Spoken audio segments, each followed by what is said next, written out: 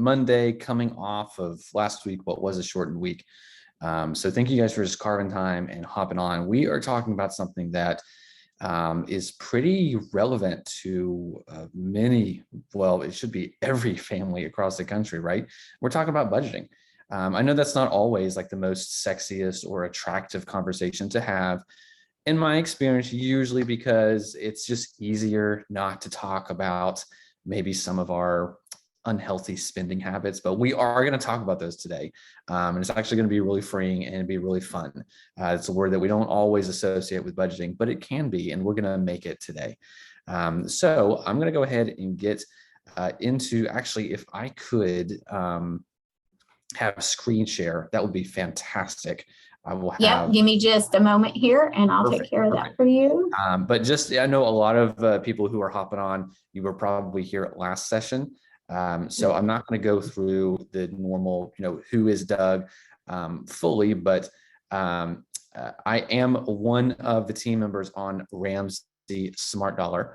And it's just a little bit about me. Maybe some of you guys can relate. We are going to celebrate a first birthday here in a couple of weeks. My daughter's going to turn 1 year old.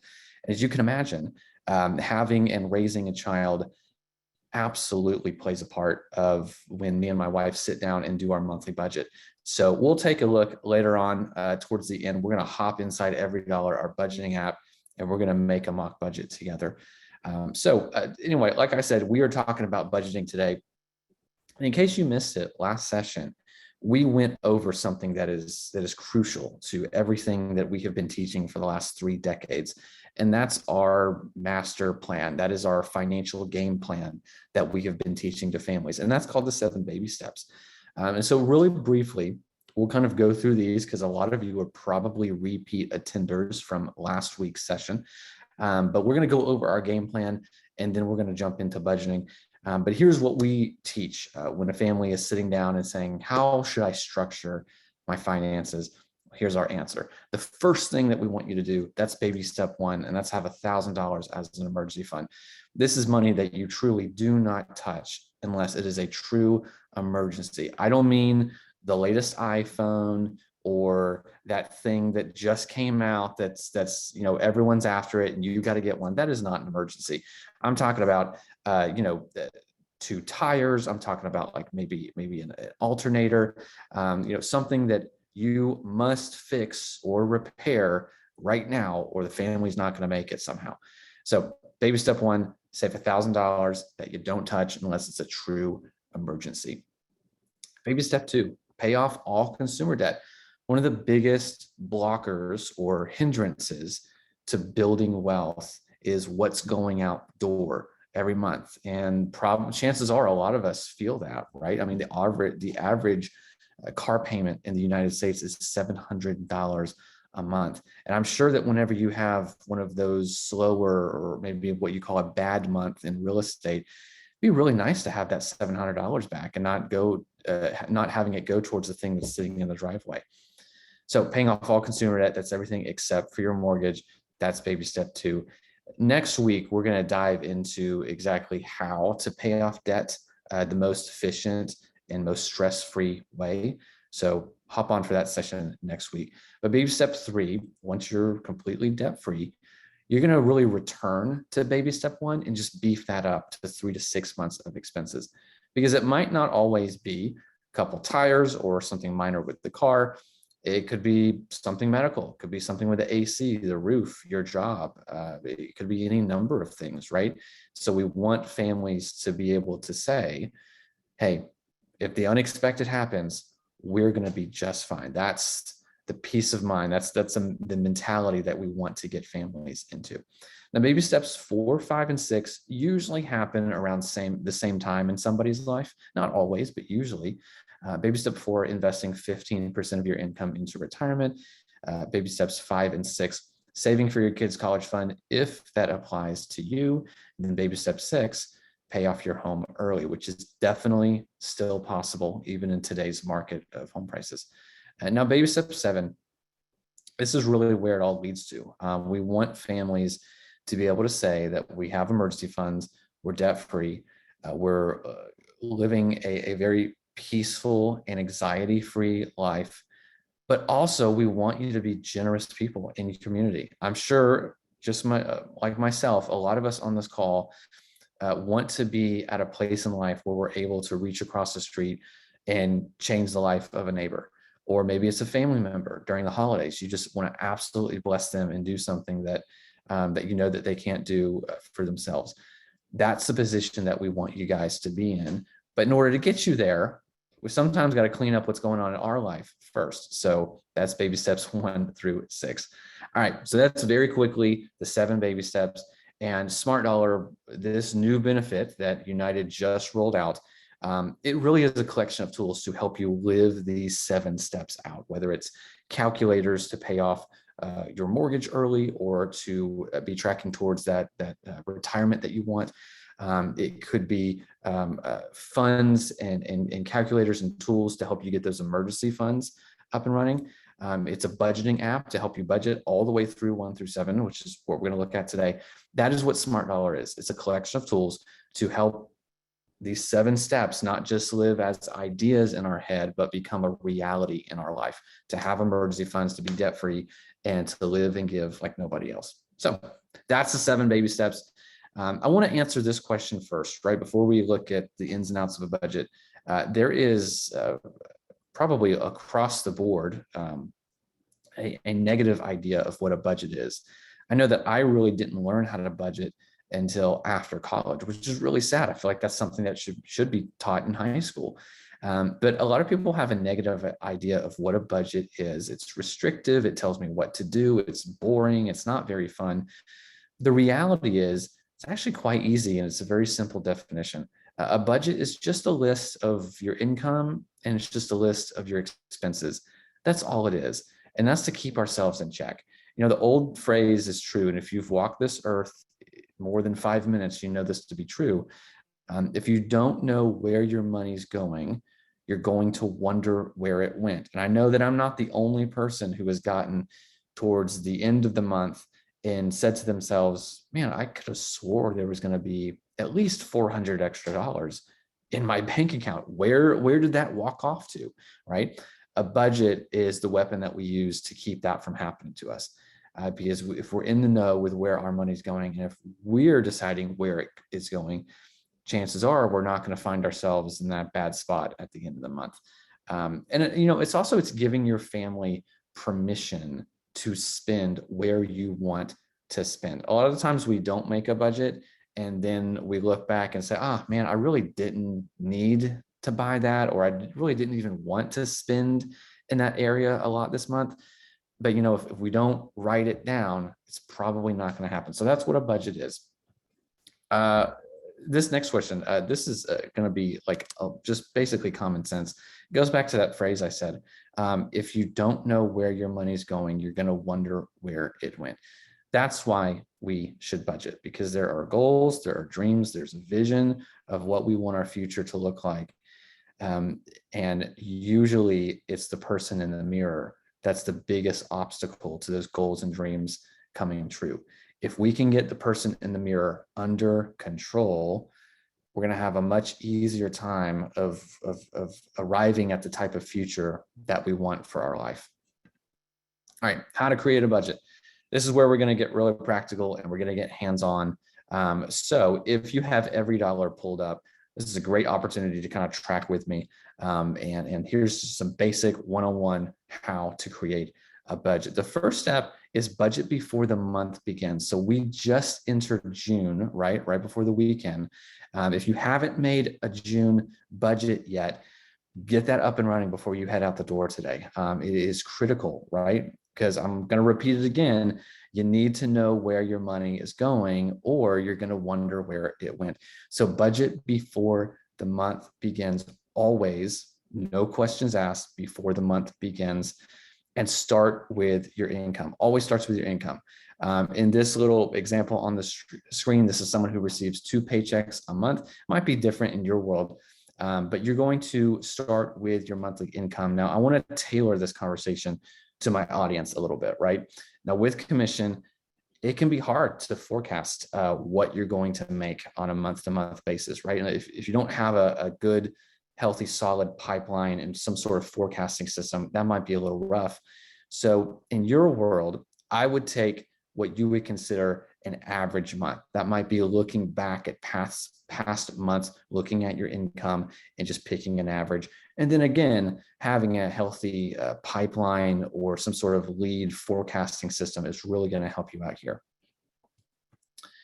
And then all of your expenses, that's step number 3, right? List all of your expenses in every single one.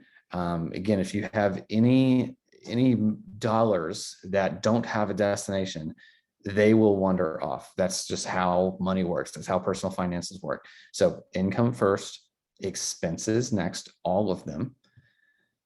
And then we want to budget to 0. So what I mean is that every single expense is accounted for and that every dollar you're projecting to make has a home. Now that might change throughout the month. You might want to shift some things around, but when you first create a budget, you should be down to exactly 0. Every dollar of income is accounted for. And this is what's called a zero-based budget. And track your expenses every day. Every dollar is fantastic for this. We have every dollar, this budgeting tool that you're seeing on the screen, we have it connected to our debit card. So anytime we swipe our card, a transaction is going to automatically show up in every dollar, and we can instantly track it to know how much we have left to spend in that particular category. You should be doing this every time you make a transaction. Don't wait until the weekend, because that's just unwise. It's unhealthy. It's going to really muddy the waters with your budget every month. So this is what this looks like when we kind of put it all together, right? We've started with our income. In this example, we're bringing in about $4,000 a month, and we're spending $4,400 a month. So something clearly is wrong. I'm over budget, right? And so here's what I want. I want a little bit of participation from our awesome audience. I want you to put in either the chat or the Q&A what you would change about this budget. What adjustments would you make to this budget? I'm curious to hear what everyone has to say here. And I'll give some time.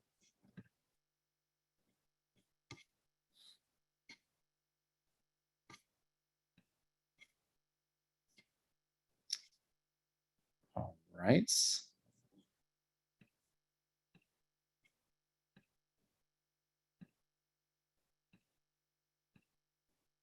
Oh, chat is disabled. Well, I'll kind of walk it through it, right? We'll get the chat and the Q&A up and running.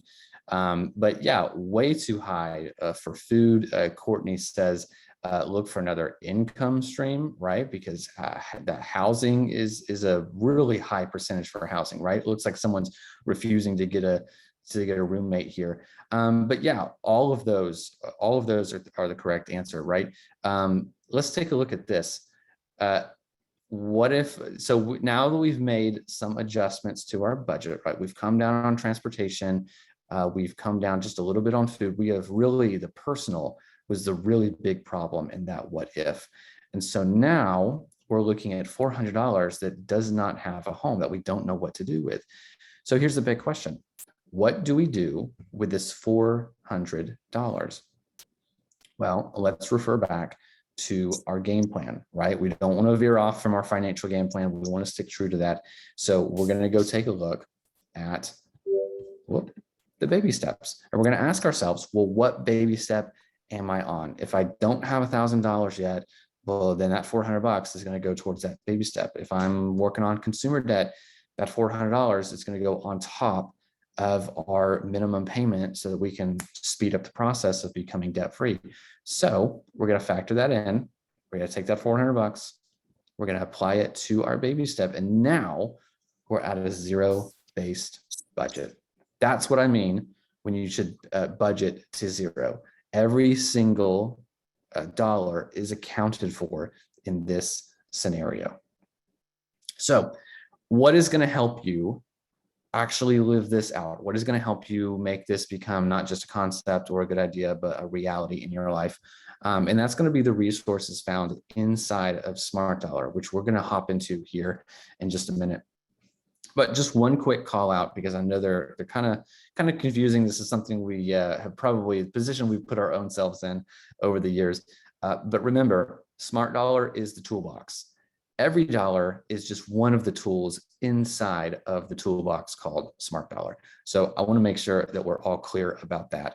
Now, I think it would probably be helpful if we jumped into every dollar together and we took a look at some of, sorry, let me go back to screen share mode.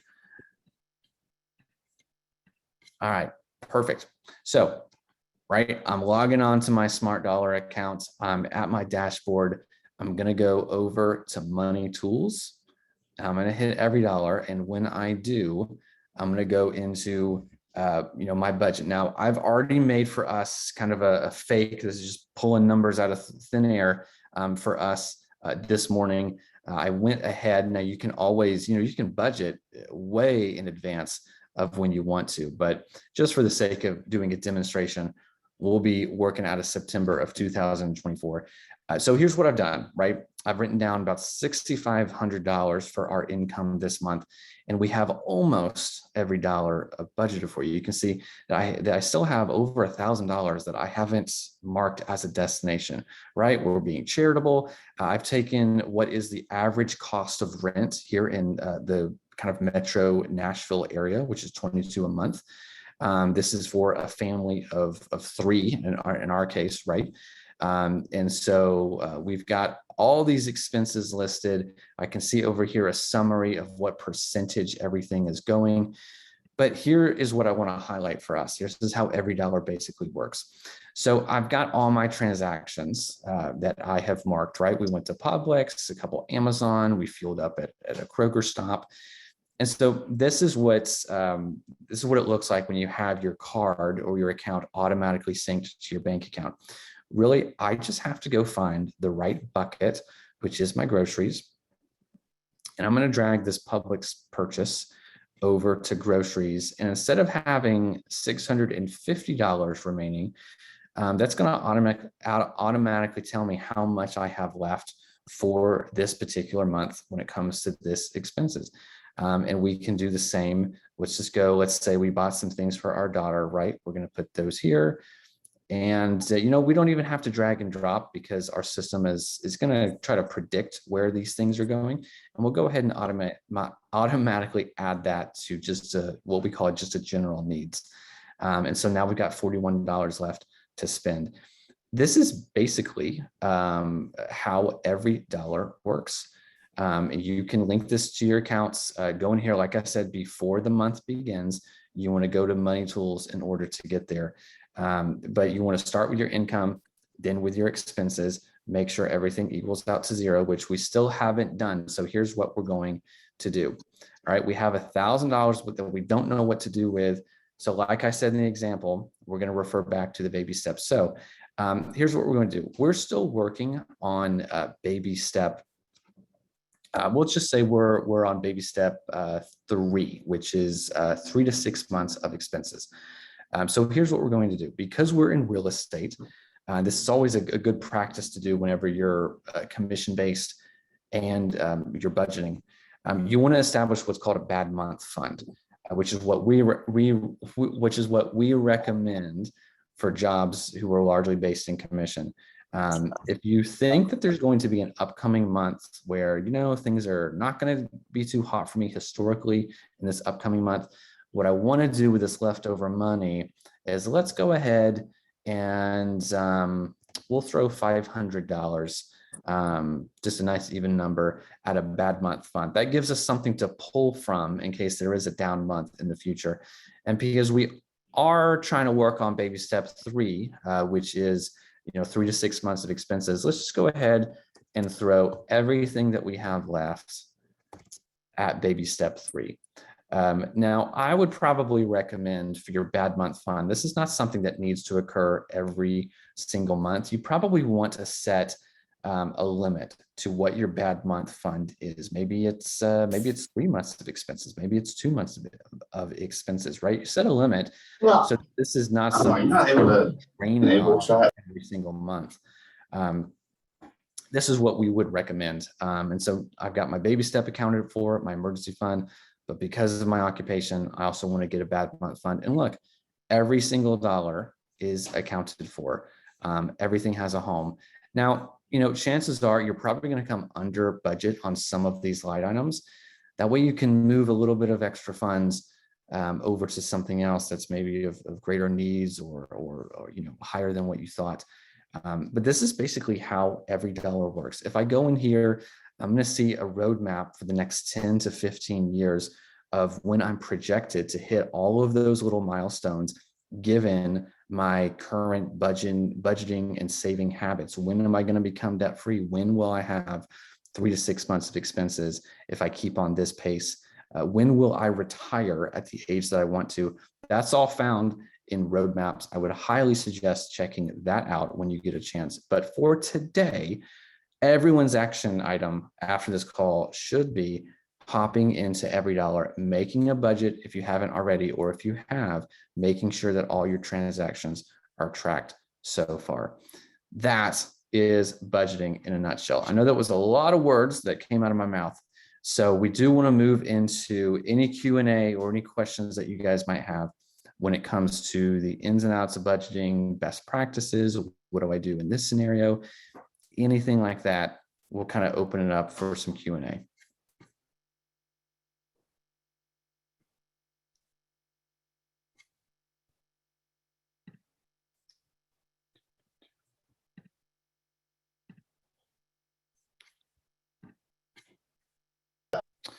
Yeah, you can link it to any card. So what you can't do actually is link it to credit cards, because that is really not something that's a part of the 7 baby steps, not something that we really teach. So you can link it to any debit card. But if you are still a credit card user, right, and that's kind of like a security blanket, that's really something that you're not wanting to give up right now. First of all, I would challenge you on that. Second of all, still budget. Even if you're a credit card user, still budget. You just can't leak your card. Drew, are there other suggestion categories? I saw fund money in the budget. Yeah, fund money is something that we have put in to a budget. I will say this: once you're past baby step 2, it's okay to put a little line item for fun money. That's our date night money, right? That's mom and dad once a month going out on a date. So that's why we have fun money in there. But if you're someone who's on baby step 2, really probably doesn't need to be a part of your monthly budget because you're trying to go really heavy on getting out of debt. So really good answer, Drew. Let's say Bill says, does Ramsey suggest to tithe while you're still doing baby steps 1 through 2? Yes. Yeah. Tithing is always a part of the plan, or being charitable is always part of the plan. There are some beliefs around tithing that we recommend. But again, going back to baby step 7, we want to get families to a place where they are generous in their community. And so doing that on a small scale early on establishes that as a habit and a muscle in your life. So that's something that we want to make sure that we're doing. Let's say, can you use every dollar for a business budget? Yeah, you absolutely can, Chad. Linda, tithe on gross income. Yeah, so we tithe on what's coming into the home. That's what we tithe on. Where would you recommend we keep our savings emergency fund? I heard it's a bad idea to keep money sitting on a regular savings account when you can move it. Work for you? Yeah, that's a really good question, Audrey. What we say is that keep it in a place that is kind of hard to get to, but not too hard. So maybe a savings account at a separate bank that you don't have a card attached to, but you can transfer if you needed to. Let's say something happens to the vehicle and you got to make a purchase. Obviously you need to get to that money today, but you don't want it too difficult. So I would say, Audrey, don't keep it anywhere that's going to be too tempting for you to dive into it. I'll let you be the best judge of where that is.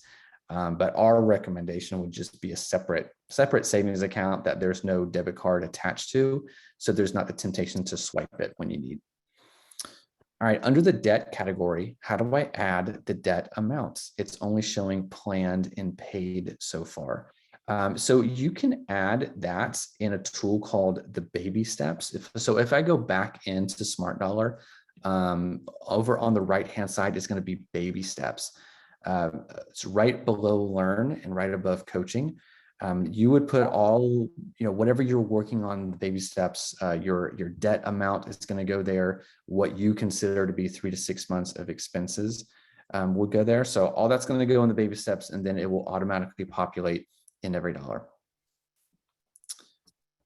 Vicky says, I do like using my credit card to get points and discounts. Hey, we were the same way, right? Right when Lauren and I got married, we were still using the credit card. This goes back to something that I said in the last sessions. Every family who has ever gotten burned by a credit card, they've all said the same thing. I'll pay it off every month, right? We all have these good intentions in our life, things that we say that we're going to do and things that we say that we ought to, but life happens. Murphy's Law, right? If something can go wrong, it's going to go wrong.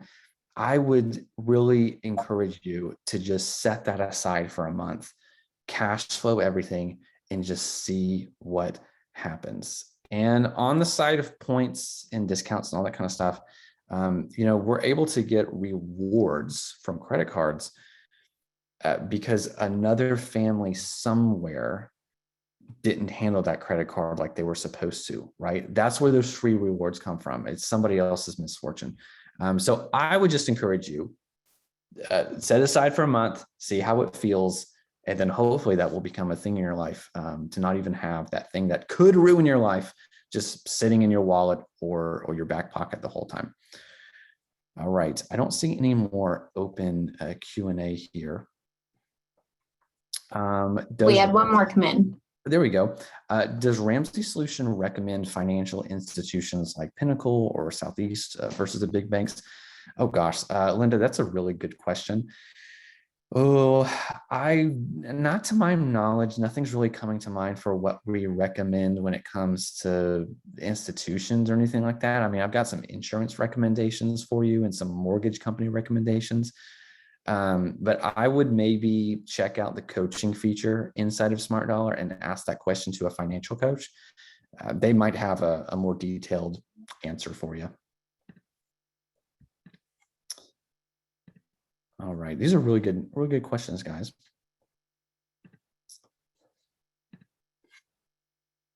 All right. Anything else? I know we're a little bit ahead of schedule this morning.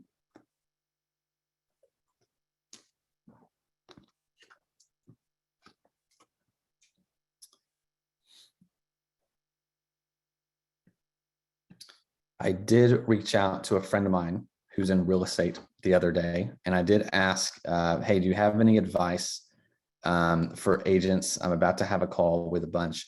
And my buddy said, hey, look, when it comes to the vehicle you drive around, your clients and your customers care about your work ethic and your hustle, not what you're showing up to at an open house or a showing or a closing or a listing, right? So if that auto loan is really, really digging into your personal finances, again, the average auto payment in the United States is $700 a month. I would suggest downgrading, saving yourself that monthly cash, putting it towards retirement or putting it towards, getting out of debt or having an emergency fund up and running. I would highly suggest you make that switch. My friend said, I would rather show up in a Honda at a paid for Honda than a loan, a Mercedes or something, a little bit more fancier with a loan, and have financial peace when I go to sleep, not worrying about my personal finances as much.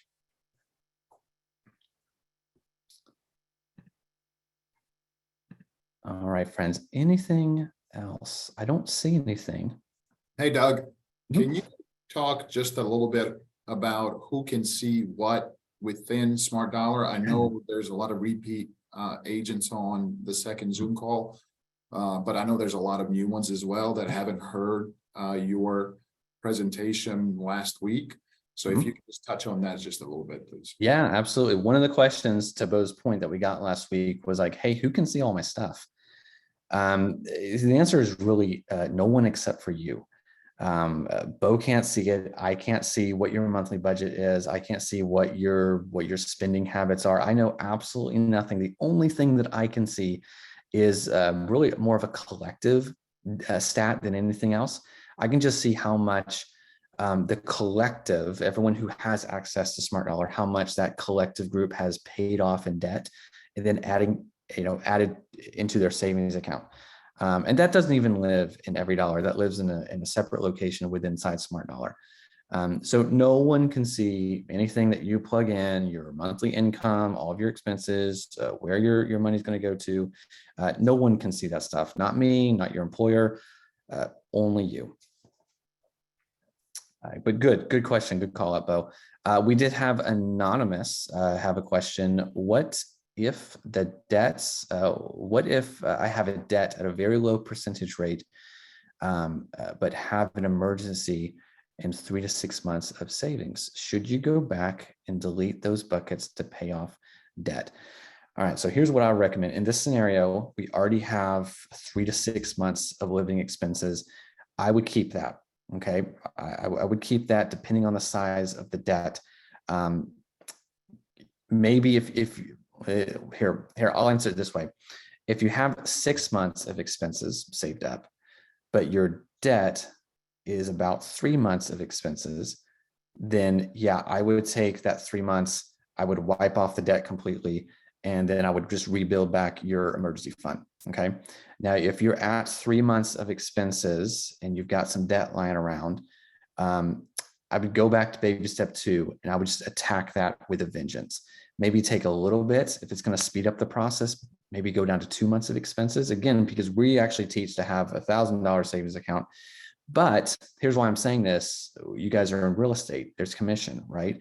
So your 3 to 6 months of expenses could act as a bad month fund until we really get there, till we have 2 separate funds to act as an emergency in a bad month. So this is a long-winded answer, Anonymous, but if you have 3 months of expenses, just keep that, don't touch it, go back, pay off your debt. If you're at 6 months and you could cut that in half and be debt-free, I would make that move.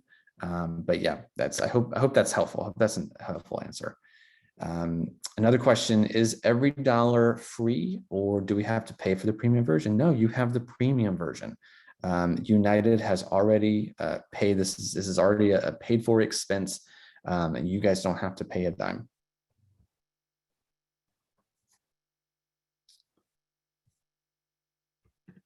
All right.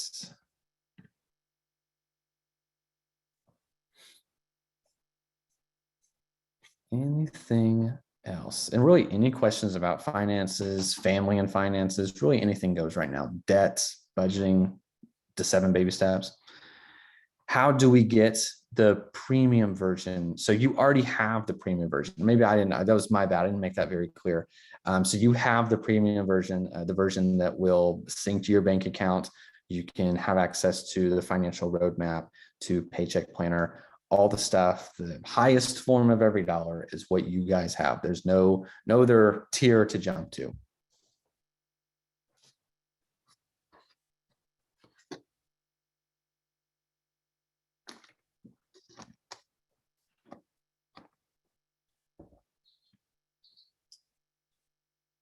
Is there a link to the app, or how do I set it up? Really good question. So what you're going to do is actually register. You're going to make a SmartDollar account first through the link in the URL, or the keyword is United Real Estate, but then you'll also need a link that I'm sure is going around an email, or maybe it's in the form of a QR code somewhere that leadership has sent out. But you're going to register for SmartDollar first, make an account there. And then only then can you go to the App Store, either on Android or Apple, and download the app Every Dollar. If you download first without making a SmartDollar account, our system is not going to know that you're someone who gets this for free. So we need you to go through the right door first, and then you can get all the downloads for free.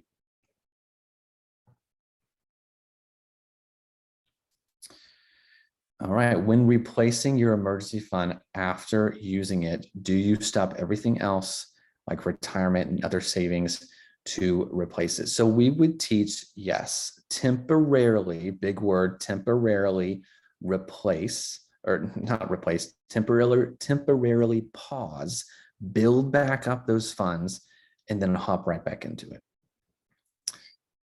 All right, Ben says, what if I'm already using EveryDollar? Have been using it for several years. Absolutely fantastic. Absolutely love that. Well, Ben, good news. You no longer have to pay for it.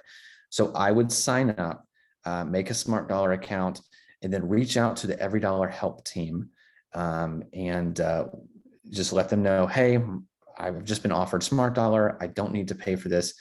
Better yet, if I could get Ben Pitt's email address, I'll make the introduction myself to the SmartDollar help team. So if anyone wants to shoot me over that email address, I'll make sure that Ben gets hooked up with the right squad.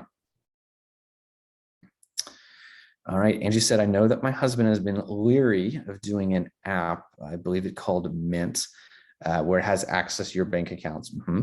It's concerned that it's been hacked in the past. How secure is this one? So our Ramsey global network is world-class because we have access, a lot of people are using EveryDollar. So there's some information there. So hacking is not something that's, I've been here for 2 years now at SmartDollar. That is not something that I have heard happening to us in those 2-year span. So we feel very secure hooking our account to it. We've never had a problem, and I haven't heard of any hiccups at all with our systems being hacked. Yeah. Money that is coming in that's not necessarily income, like selling something via marketplace. Okay. Well, I know that recently we have actually taken some of our daughter's clothes that she has grown out of, and we've sold them on Facebook Marketplace, right? We actually do count that as income. Now, if you want to just add that money straight to a savings account, then yeah, pretend like it's not even in your budget. That way you won't be tempted to spend it. If you're selling something for the purposes of adding it to a savings account, don't even count it, just sell it and then right away put the money in an account. But other than that, on the app though, so categorize it under income. Yeah, I would still categorize that under income. If you are having a yard sale and you're looking for an extra income stream, that counts as income because you still want to track it, right? You want to know where your money is going and you want to give it a destination. Anonymous, what are your thoughts on using Quicken? So I know that some people use Quicken to budget for like business needs. But I just think EveryDollar is so much easier to use. It's just, in my opinion, we're more user-friendly than Quicken is. Arturo says, can you please tell us again how to subscribe? So the first thing that you want to do is make a SmartDollar account. Remember, SmartDollar is our toolbox, and then EveryDollar is just one of the tools inside of SmartDollar. So make a SmartDollar account first. Then you can go to the App Store, you can download EveryDollar. You'll log in with the same credentials that you just used to make a SmartDollar account. And now you can have EveryDollar on your phone. Leslie, will these be recorded? And do we have access to these recordings? I believe the answer is yes. Somebody forgive me if I'm wrong, but I see Bo shaking his head yes. So yes. Perfect.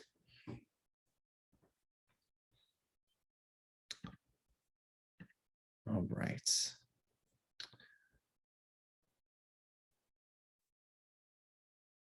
And then for my friends at United, if I am looking for the sign up link and the keyword, where would I go to find that information? So Doug, there's emails been sent out last week to the 3 different brokerages that are participating in this. And, it's been emailed a couple of times. If you don't have the link or you can't access it, Victoria had posted my email, bo@benchmarkrealtytn.com. So feel free to shoot me an email and I'll send you the link to enroll. And it's super simple. Once you click on the link, it'll ask for a keyword. That keyword is United Real Estate. And then from then on, it takes you to a second page where you type in your cell phone number, and that's it. It's super simple. It should take only a couple of minutes to sign up. If you don't have the enrollment link, email me, text me, and I'll get it to you. Perfect. Perfect.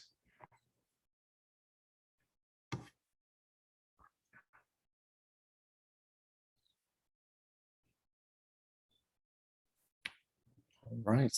Any other questions? Budgeting, debt, 7 baby steps, philosophical questions, anything goes.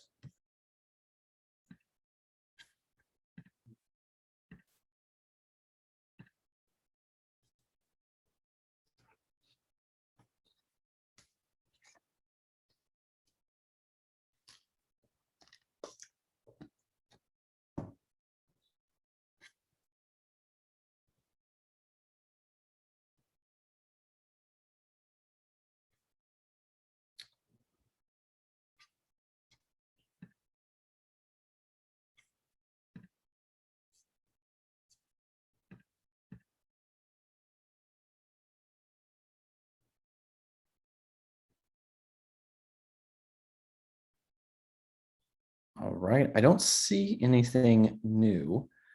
So I will turn it back over unless there's one last question that's come in. I actually will turn it back over to Kimberly and Bo.